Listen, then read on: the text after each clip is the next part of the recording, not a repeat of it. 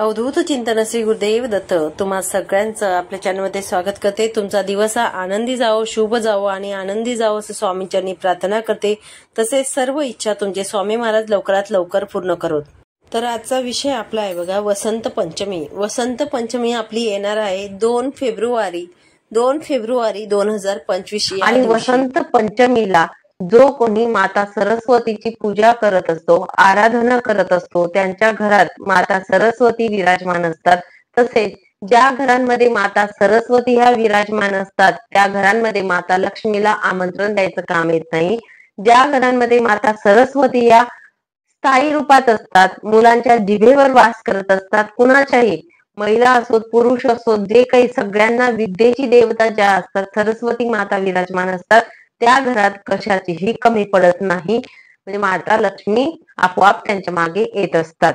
तर आपण जोपर्यंत जन्माला आलेलो आहोत, जोपर्यंत मृत्यू आहे तोपर्यंत आपण नव्याने काहीतरी शिकत असतो। ते कुठलेही काहीही असू द्या त्यालाच आपण विद्या म्हणत असतो, त्यालाच आपण सरस्वती असं म्हणत असतो।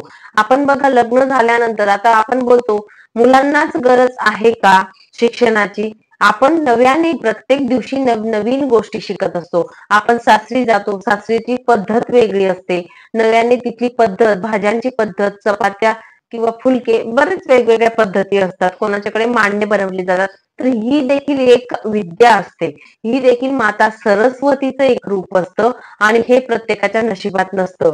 तर बऱ्याच महिला ज्या असतात त्या शार्प असतात बघा, आपण बोलतो एका वेळी बघितलं की लगेच तिला येतं, म्हणजेच काय त्यांच्यावरती माता सरस्वती या खूप प्रसन्न असतात। ही गोष्ट लक्षात ठेवा आणि आपण ते करायला सुरुवात करायला पाहिजे। तर आपण वसंत पंचमीच्या दिवशी आपल्याला सेवा करायच्या आहेत, आपल्या मुलांसाठी आपल्याला सेवा करायच्या आहेत। कुठल्याही आईला असं वाटत असतं आपला मुलगा पुढे जावा, त्याची प्रगती व्हावी आणि नक्कीच या सेवा आपल्याला करायच्या असतात। तसंच तुम्हाला सांगेल प्रत्येक महिन्याच्या पंचमीला ही सेवा केली तर मुलगा जो असतो तुमचा एक पाठी बनत असतो। म्हणजेच काय एका वेळी वाचलं की त्याचं पाठांतर होत असतं, त्याचं लक्षात राहत असतं। म्हणून आपल्याला हा उपाय करायचा असतो आणि या सेवा देखील करायच्या असतात। जर तुमचा मुलगा ऐकत नसेल, चिडचिड करत असेल, सांगितलेलं बिलकुल ऐकत नसेल आणि अभ्यास बिलकुल करत नसेल किंवा त्याचा अभ्यासात मन लागत नसेल तर तुम्ही त्याला घेऊन बसायचंच आहे। असं नाही की आपण हा उपाय केला म्हणजे झालं असं नाही राहत। आपण देखील त्याचा जो अभ्यास असतो त्याला घेऊन बसणं, त्याच्या जवळ आपण स्वतः बसणं, आपले 2 कामं बाजूला ठेवा आणि आपण जेव्हा त्याच्या जवळ बसतो त्याला सुद्धा आवड तयार होत असते आणि हे काम एका आईला जास्त जमत असतं। म्हणून तुम्हाला सांगेल आपल्या मुलाच्या प्रगतीसाठी आपल्याला हा प्रयत्न करायचा असतो। म्हणून एका वेळी त्याला सवय लागली तर आपली नंतर गरज पडत नाही। म्हणून थोडा वेळ आपण देखील त्यांना सपोर्ट करायला हवा आणि आपण त्यांना आवड निर्माण करायला हवी। पण आवड केल्यानंतर त्यांचं एकपाठी होणं देखील महत्वाचं असतं। त्यासाठी आपल्याला काही गोष्टी करायच्या असतात। माता सरस्वतीची आपल्याला उपासना आराधना करायची आहे वसंत पंचमीच्या दिवशी, म्हणजे 2 फेब्रुवारी या दिवशी।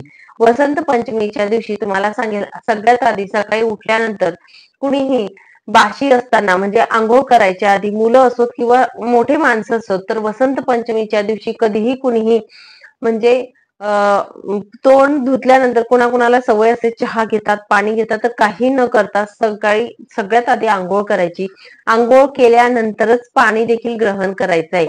त्या दिवशी कटाक्षाने हा नियम पाळा, बाशी म्हणजेच आंघोळ न करता पाणी किंवा चहा या गोष्टी करू नयेत।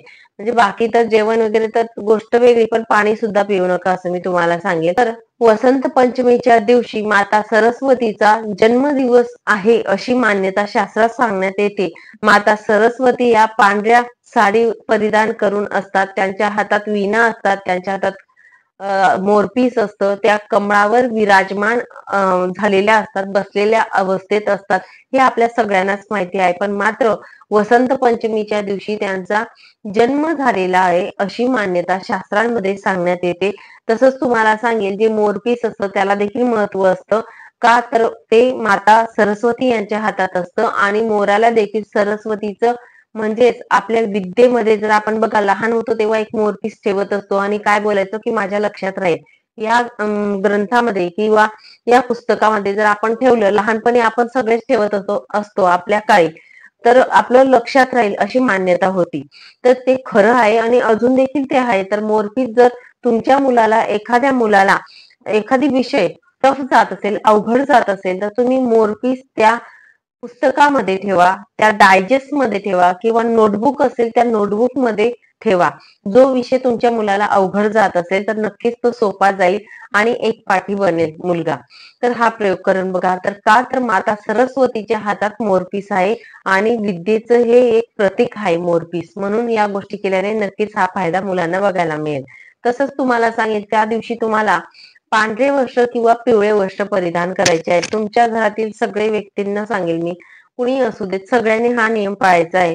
काळे वस्त्र परिधान करू नका. तर वसंत पंचमीच्या दिवशी पिवळे किंवा मग पांढरे वस्त्र परिधान करायला तुम्हाला चालतील. आंघोळीच्या पाण्यामध्ये थोडी चिमूटभर हळद तुम्ही टाकू शकतात. त्यानंतर तुम्हाला सांगेल, आंघोळ वगैरे झाल्यानंतर, शुचिर्भूत झाल्यानंतर पूजा करायची आहे. देवघरात तुम्हाला बसून तुमच्याकडे सरस्वती मातेचा फोटो, मूर्ती असेल तर नक्कीच तुम्ही पूजा करा. त्यांचा पूजा करत असताना ओम श्री सरस्वते नमः हा मंत्र जप तुम्ही करू शकतात. किंवा नसेलच तर तुम्हाला सांगेल, आपली जी रांगोळी येते किंवा मंत्र देखील म्हणत असतात, तुम्हाला साईडला देईल मी इथे, तर ती तुम्हाला काढायची आहे. रांगोळी अगदी तुम्ही रांगोळीने काढला तरी चालेल किंवा वहीच्या पानावरती बघा, तुम्ही पेनाने काढली सरस्वती मातेचा मंत्र तरी देखील चालेल आणि त्याची आपण पूजा करायची आहे. देवघरासमोर तुम्हाला ठेवायचा आहे तो मंत्र आणि त्याची पूजा करायची. फोटो असेल फोटोची पूजा करा किंवा मूर्ती असेल मूर्तीची पूजा करा आणि फूल व्हायचं आहे, हळदी कुंकू व्हायचं आहे आणि धूपदीप दाखवायचा आहे. सरस्वती मातेची आरती येत असेल तर आरती देखील तुम्ही म्हणू शकतात. त्या दिवशी पूजा केल्यानंतर तुम्हाला छोटासा होम जर करता आला तर नक्कीच करावा. होम करत असताना तुम्हाला सांगेल, ओम सरस्वते नमः. होम म्हणजे कसा बघा, तुम्ही कापूर जाळायचा. एक कापूर जरी जाळला आरती झाल्यानंतर किंवा मग पूजा केल्यानंतर कापूर जाळायचा आहे, तो कापूर जळतो तोपर्यंत तुमच्या मुलाला किंवा तुम्ही तिथे बसून ओम सरस्वते स्वाहा हा शब्द वापरून तुम्हाला, म्हणजेच हा छोटासा होम तुम्हाला करायचा आहे त्या दिवशी. बस छोटासा एक कापूर जाळून केला तरी देखील चालेल. तर हा उपाय देखील खूप प्रभाव आपल्या मुलांवर टाकत असतो, म्हणून आपल्या घरात ही सेवा करायची. आणि दुसरी चूक म्हणजे ही आपण करायची नाही की आपल्या घरामध्ये त्या दिवशी मांसाहार करू नये. मांसाहार टाळायचा पुरेपूर प्रयत्न करायचा आहे. आपल्या घरामध्ये विद्येचा अपमान होणार नाही याची काळजी आपण घ्यायची आहे. आपल्या घरांमधील ग्रंथ असतील, पुस्तकं असतील, त्यांना पाय लागणार नाही याची आपण त्या दिवशी काळजी घ्यायची. दररोजच्या जीवनामध्ये देखील मुलांना सवय करा, आपला पाय जरी लागला पुस्तकांना तरी नमस्कार करायचा आहे पुस्तकांना आणि कधीही पाय म्हणजे लागणार नाही याची काळजी नित्याच्या जीवनामध्ये मुलांना सांगायचं, याचं महत्व त्यांना समजावून द्यायचं. तसंच तुम्हाला सांगेल, पुस्तकं आपटायचे नाहीत, फेकायचे नाहीत. त्यांचा आदर जेवढा कराल तुम्ही तेवढं तुम्हाला सरस्वती माता या बुद्धी प्रदान करत असतात. म्हणून तुम्हाला या गोष्टी मुलांना देखील समजावून सांगायच्या आहेत आणि त्या दिवशी मुलांकडून शक्य झालं तर जेवढं होईल तेवढी सेवा तुम्हाला करून घ्यायची आहे. तसंच वसंत पंचमीच्या दिवशी, त्या दिवशी तुम्हाला पानं, फुलं जे असतात किंवा झाडं तोडू नयेत. जर तुमच्या घरी फुलं लागतील पूजेला तर पहिल्या दिवशी तुम्ही घेऊन येऊ शकतात. मात्र त्या दिवशी ही जी आहे हे टाळायचा प्रयत्न करायचा आहे. नक्कीच तुम्हाला सांगेल. आणि एक उपाय तुम्हाला सांगणार आहे, जो दर महिन्याला आपण करत असतो मुलांसाठी, तो वसंत पंचमीला नक्कीच करायचा आहे. तुम्हाला चालत नाही, मासिक धर्म असेल महिलांना, तर तुम्हाला सांगेल, तुमच्या घरातील मोठा भाऊ असेल, बहीण असेल किंवा वडील असतील मुलाचे, त्यांनी देखील हा उपाय केला तरी देखील चालेल. आजी आजोबा कुणीही असू देत किंवा मुलगा स्वतः हाताने देखील करू शकतो. तर मुलाच्या जिभेवर आईने किंवा इतर लोक कुणीही असू द्यात, त्यांनी मधाने, दर्भ्याच्या काडीने किंवा सोन्याच्या काडीने, नसेलच काही तर तुळशीच्या काडीने, मधाने आपल्याला एम हा शब्द, हा जो उच्चार आहे हा लिहायचा आहे. हा सरस्वती मातेचा बीज मंत्र आहे. हा आपल्याला इथे साईडला मी तुम्हाला देऊन देईल. हा आपल्याला मुलाच्या जिभेवर लिहायचा आहे. हा सरस्वती मातेचा बीज मंत्र जो कोणी पंचमीच्या दिवशी आपल्या मुलांच्या जिभेवर लिहत असतो, त्यांचे मुलं हे एक पाठी बनत असतात. आपण बोलतो ना, एकदा वाचलं आणि लगेच पाठ झालं, असे मुलं कालांतराने तुमचे बनत असतात. मात्र अभ्यास खूप महत्वाचा असतो. असं नाही की तुम्ही मंत्र लिहिला आणि अभ्यास नाही केला म्हणजे सगळं येईल, तसं नसतं. हुशार बनतील तसं नसतं. तर आपल्याला अभ्यास करणं खूप महत्वाचं असतं मुलांचं आणि त्यासाठी तुम्हाला घेऊन बसणं खूप महत्वाचं असतं. म्हणून तुम्हाला सांगेल, आपण देखील महिलांनी थोडा वेळ काढा आणि आपल्या मुलांना आवड निर्माण करणं देखील खूप महत्वाचं असतं. तर ह्या काही सेवा आणि उपाय असतात, ह्या नक्कीच आपल्याला वसंत पंचमीच्या दिवशी करायच्या आहेत आणि सगळ्यांनी करा. असंच मी तुम्हाला सांगेन. चला मग सांगितलेली सेवा जी ती महाराजांच्या चरणी अर्पण करते आणि इथेच विराम घेते. नंतर अजून भेटेल अशाच व्हिडिओ सोबत. तोपर्यंत श्री स्वामी समर्थ.